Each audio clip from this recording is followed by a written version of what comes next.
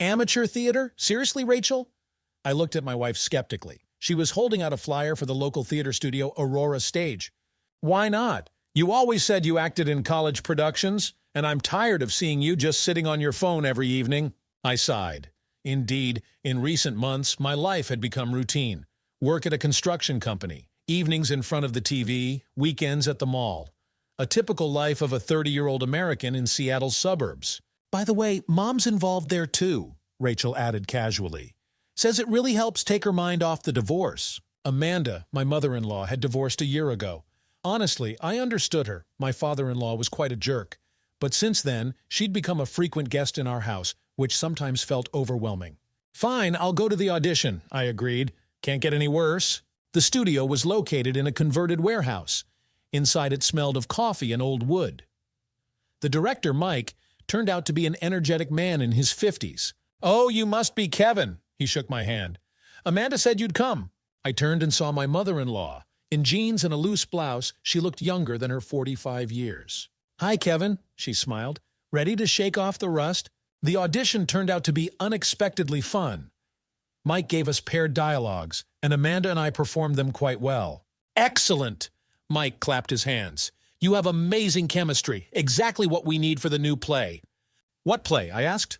Last Tango. He handed us the script, a story of passionate love between a mature woman and a young man. The lead roles are yours if you want them. Amanda and I exchanged glances. Playing lovers with my own mother-in-law? Sounded like the beginning of a joke. I'm in, I said unexpectedly. Me too, Amanda responded. The first reading was the next day. The play turned out to be quite explicit, a story of a chance encounter that grew into an obsession. You know, Amanda said after rehearsal, I'm glad it's you playing this role. With you. It's comfortable. She gave me a strange look and left, and I stayed, somehow feeling slightly dizzy. At home, Rachel was thrilled. This is great! You and Mom will finally find common ground! If only she knew what kind of ground we were about to find. Rehearsals took place 3 times a week. Gradually, I began to notice how Amanda changed when she got into character. Her movements became more fluid, her voice deeper, her gaze more piercing. More passion in this scene, Mike commanded. You need to show desire that burns from within. We were rehearsing the first meeting scene. According to the script, our characters collide in a bar, and a spark ignites between them. May I? Amanda approached to fix my collar. Her fingers lingered slightly on my neck. That's more natural. She smelled of some spicy perfume. I swallowed. Action! Mike shouted. I don't believe in chance encounters, Amanda delivered her line, moving closer to me. Do you? I don't believe in fate, I replied, feeling my throat go dry. What do you believe in? She ran her hand across my chest as written in the script. But something in this gesture seemed too real. Cut! Mike clapped. That's much better. The chemistry is palpable. After rehearsal, I lingered, gathering my things. Amanda was in no hurry to leave either. You know, she said, sitting next to me, you're very talented, especially in intimate scenes. Thanks. I tried not to look at her. You too. Maybe we should rehearse at home. The kiss scene needs work. I froze. I don't think that's a good idea. Why not? We're actors. It's just working on the role. Something predatory flashed in her eyes, or did I imagine it? At home, Rachel asked about rehearsal. I lied that everything was boring and technical. The next week turned into torture. We rehearsed scenes of our characters growing closer. Mike demanded more and more sensuality. You need to look at her as if she's the air you can't breathe without, he instructed. The problem was that I started looking at Amanda that way even off stage. She seemed to sense it, deliberately leaning closer than necessary, touching me longer than the role required. Today we're rehearsing the first intimacy scene, Mike announced on Friday. Everything inside me dropped. This scene was the culmination, the moment when the characters finally give in to passion. Nothing too extreme, Mike smirked. Just suggest it. But when Amanda pressed against me, when her lips were a millimeter from mine, when her hands slid under my shirt, there was nothing suggested about it. Her breathing quickened. My heart was pounding wildly. Sweat ran down my back. Perfect, Mike shouted. That's what I call authenticity. After rehearsal, I literally fled to the shower, turned on cold water, tried to compose myself. Kevin, Amanda's voice from behind the door. Are you okay? Yes, I answered hoarsely. Just need a minute. Of course. There was a smile in her voice. See you at the family dinner on Sunday. Damn, I'd completely forgotten about that dinner. On Sunday, Amanda came in a dress that emphasized every curve of her body. Rachel was delighted with the outfit, and I couldn't take my eyes off her. "So how's the play coming along?" my wife asked over dessert. "Excellent." Amanda put her hand on my shoulder. "Right, Kevin?" "Yes," I choked on my wine. "Just excellent." "Maybe you could show us something," Rachel suggested. "I don't think now is the appropriate time," I mumbled.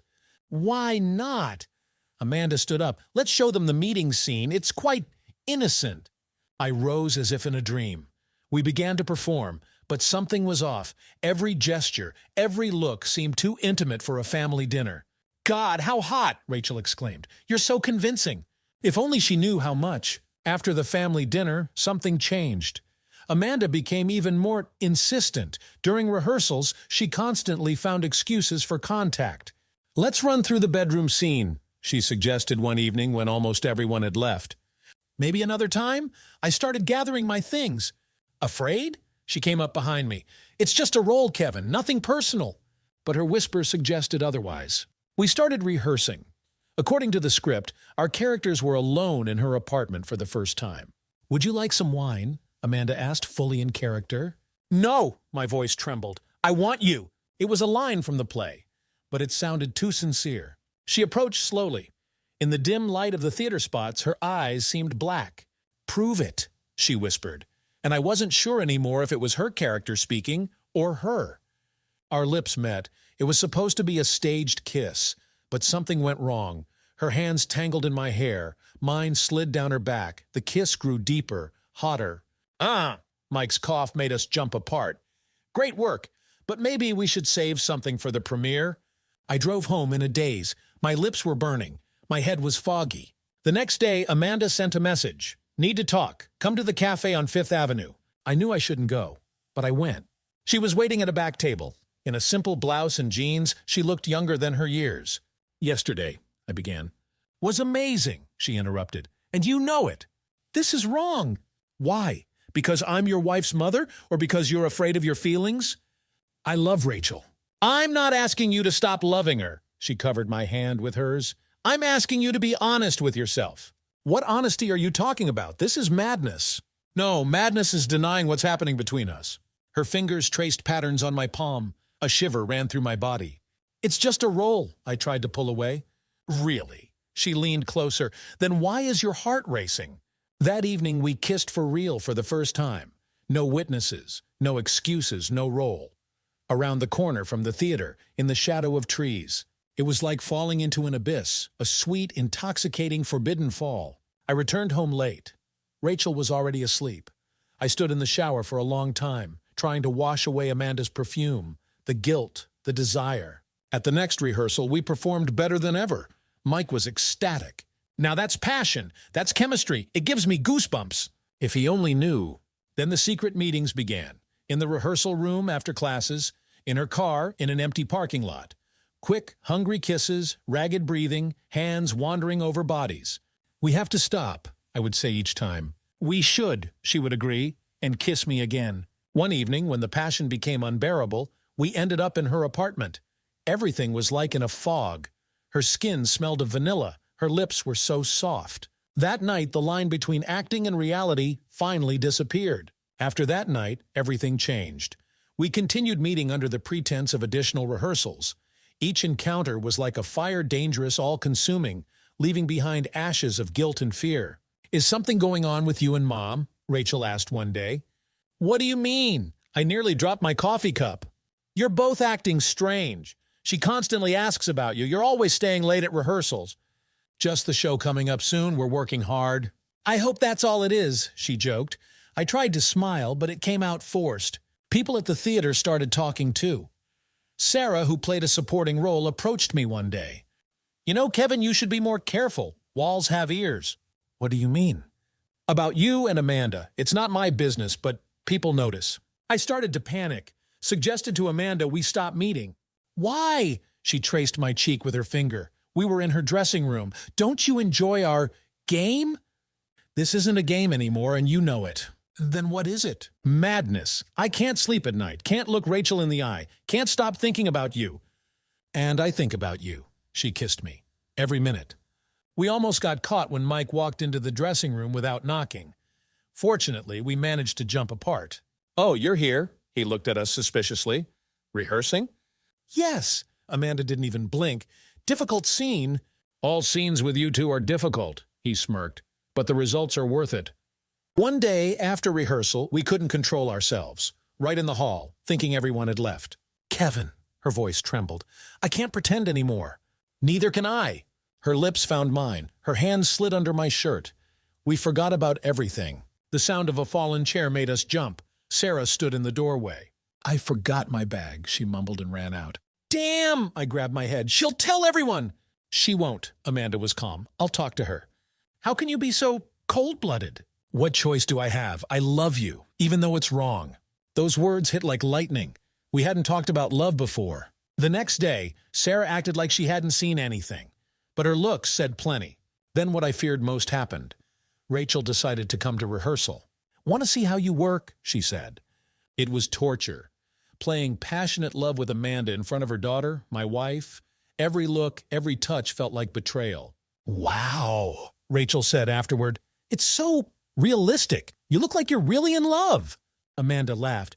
"Just good acting, dear." Then she looked at me in a way that turned everything inside out. That evening I couldn't take it. Went to her place. "We have to stop everything," I said. "Before it's too late." "It's already too late." She pulled me close. "You know that." And I did know. Knew we'd gone too far. That we couldn't stop anymore. That night was like a fever. Passion mixed with desperation. Tenderness with guilt. "What are we going to do?" I asked as we lay in the darkness. "Just play our roles," she kissed me. "Until the end." 1 week remained until the premiere. Rehearsals became daily. Our acting became more dangerous. We could no longer control our feelings even around others. "Today we'll run through the final scene," Mike announced, "where the characters realize their love is doomed." What irony. The entire cast sat in the audience. Sarah didn't take her eyes off us. "I can't go on like this," Amanda delivered her monologue. "It's killing me." "And I can't live without you," I replied. And this wasn't acting anymore. "Then let's run away right now. To hell with everything." According to the script, I was supposed to refuse, but the words stuck in my throat. "Kevin?" Mike frowned. "Your line." "Sorry," I shook my head and got lost in thought. After rehearsal, Amanda pulled me into her dressing room. "What if we really ran away?" she whispered. "Go somewhere far away." "Are you crazy? What about Rachel?" "What about us?" On premiere day, the hall was full. Rachel sat in the front row. Backstage, I caught Amanda's gaze. She was beautiful in her stage dress. "Ready?" she asked. "No. Me neither." She squeezed my hand. "But we'll manage." The show began. We performed as if it was our last time. Every scene was saturated with real feelings. During intermission, I heard audience members discussing the incredible chemistry between the actors. "They seem really in love," one woman said. "Amazing performance," another agreed. If they only knew. The final scene. Our characters say goodbye forever. "I love you," Amanda's voice trembled. "But we can't be together." "Why?" I felt a real tear rolling down my cheek. "Because sometimes love isn't enough." Curtain, applause, shouts of bravo. Rachel ran backstage with a bouquet. "That was incredible." She hugged us both. "I'm so proud of you." Amanda smiled, but I saw pain in her eyes. After the premiere, there was champagne, congratulations, photos. "Don't leave," Amanda whispered when everyone started to disperse. I stayed. We sat in the empty hall, only emergency lights on. "What now?" I asked. "Now?" She paused. "Now I'm leaving." "What?" "I was offered a role in Chicago. Real theater, not amateur." "When?" "In a week." "And you'll just leave like that?" "Not just like that," she looked at me. "But it's necessary for all of us." The week flew by like a dream. During the day I worked, spent evenings with Rachel trying to be the perfect husband. And at night I couldn't sleep, thinking about Amanda. "Will you help Mom with moving?" Rachel asked. "I have a shift." Of course I agreed. What choice did I have? Amanda's apartment was filled with boxes. She opened the door in home clothes, hair casually gathered. "Come in," she said. "Just need to pack the kitchen." We silently packed dishes, occasionally touching hands by accident. "Remember our first rehearsal?" she suddenly asked. "I remember every second." You know, I wasn't acting then. From the very beginning. Neither was I. She came closer. We could have... "No," I stopped her. "Don't do this." "Why?" "Because if you say it out loud now, I won't be able to let you go." She nodded. "You're right, I'm sorry." We finished with the boxes. The empty apartment felt alien. One last drink? She took out a wine bottle. We shouldn't. We should. We've earned at least this much. The wine was bitter. Or was it the lump in my throat making it hard to swallow? You know, she sat next to me, they say true love is when you can let go. What if I don't want to let go? What if we don't have a choice? Her hand touched my cheek. One last time. I'll miss our rehearsals, she whispered. I'll miss you. The kiss tasted salty from tears. I don't know. Go, she pulled away. Please. I stood up, walked to the door, turned around. Amanda. Don't, just play your role. I'll play mine. The next day, Rachel went to see her mother off at the airport. I claimed I was sick. In the evening, she returned crying, Why do you think she decided to leave so suddenly? Maybe she needs a change. Yes, maybe. A month passed. The theater started a new season. Mike offered me the lead role in a new production. I refused. Rachel didn't understand why. But you loved acting. Not anymore. Amanda sometimes called her daughter. I heard her voice on speakerphone and left the room. Once a message came. Turn on ABC at 8. I'm performing live. I turned it on. She was beautiful on screen, playing the role of a femme fatale. Mom is amazing, Rachel marveled. Yes, I replied. Amazing. In the evening, another message came. How did I do? Brilliantly, as always. Miss me? I stared at these letters for a long time, fingers trembling over the keyboard. Not acting anymore, I finally wrote. I know, maybe that's for the best. Maybe. Take care of her. I promise. Goodbye, Kevin. I didn't respond. Some roles are better left unfinished. Or maybe we're still acting. Only now our roles are the dutiful husband and caring mother-in-law who occasionally exchange pleasantries at family gatherings. They say life is theater, but sometimes the price for convincing acting is too high. Did you like this story? Let us know in the comments what you liked. Subscribe to our storytelling podcast. Also, don't forget to like and ring the bell so you don't miss more interesting stories. See you soon.